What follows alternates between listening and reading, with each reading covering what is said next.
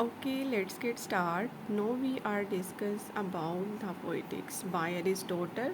Critical summary and comments. Section 1. Epic poetry, tragedy and comedy form of imitative art. Chapter 5.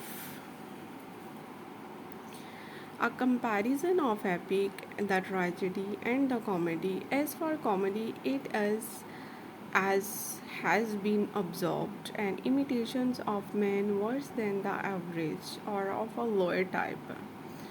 Worse, however, not as regards any and every sort of fault, but only as regards one particular panegyric and hymns to God. Out of these, poet grew heroic or epic poetry. The other kind of poetry was produced by poets of a frivolous and meaner nature. The produced representations of the ignoble and their trivial actions. They produced lampoon and satire and invective. Comedy derives from these lamps or personal satire. The peculiar position of Homer.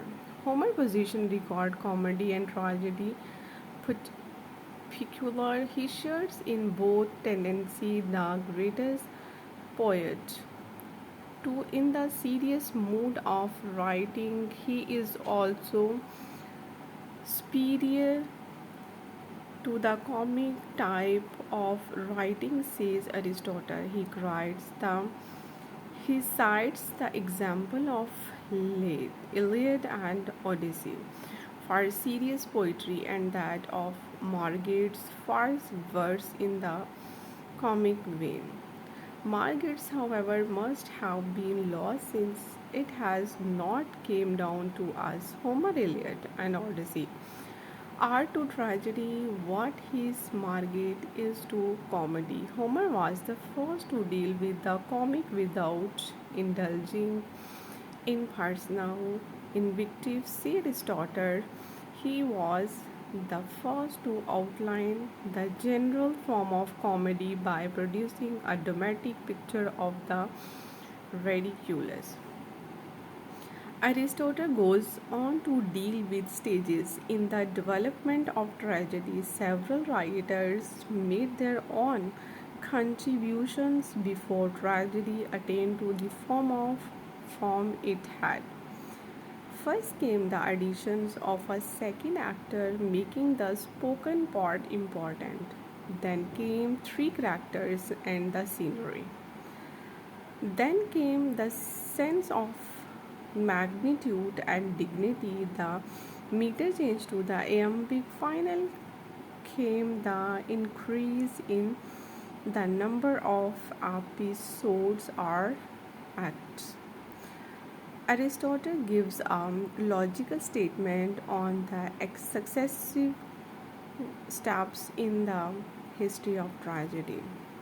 Nature of the ridiculous. Comedy is the imitative of men worse than the average, but Aristotle makes it clear not worse in age and every respect. They are only worse in the sense of the ridiculous. The characters are not morally worse. For example, they are not evil. Aristotle considered the ridiculous as a species of ugly, but it is not a painful or destructive ugliness, it's a defect or shortcoming which produced laughter. Aristotle does not give the stages in the development of comedy which he feels are obscure. He then gives some of the non facts about the origin of some of its ingredients. Kind, ridiculous. What is a species of the ugly? Ridiculous or ugly may be defined as a instability or deformity, but not destructive of harmony to others.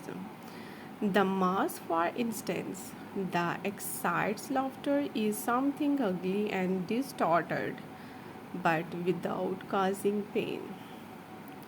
Though the successive changes in tragedy and their authors are not unknown, we can't say the same of comedy its early stage. Its early stages passed unnoticed cause because it was not yet taken up in a serious way. Epic poetry agree with tragedy to the extent it's an imitation of serious subject in a grand kind of words. It differs from it, however, in that it is in one kind of words and in a narrative form, and in its length, which is due to its action having no fixed limit of time. Verse. Whereas tragedy endures to keep as far as possible within a single case of the Psalms. Circuit of the sun or something near that. This I saw. This I saw is another point of difference between them. Though at first it was adherent to in tragedies as well as in epic poems, that differ also in their constituent, some being common to both and other peculiar to tragedy.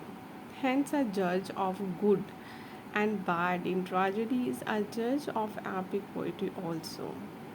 All the elements of an epic are included in tragedy, but those of tragedy are not all to be found in the epic.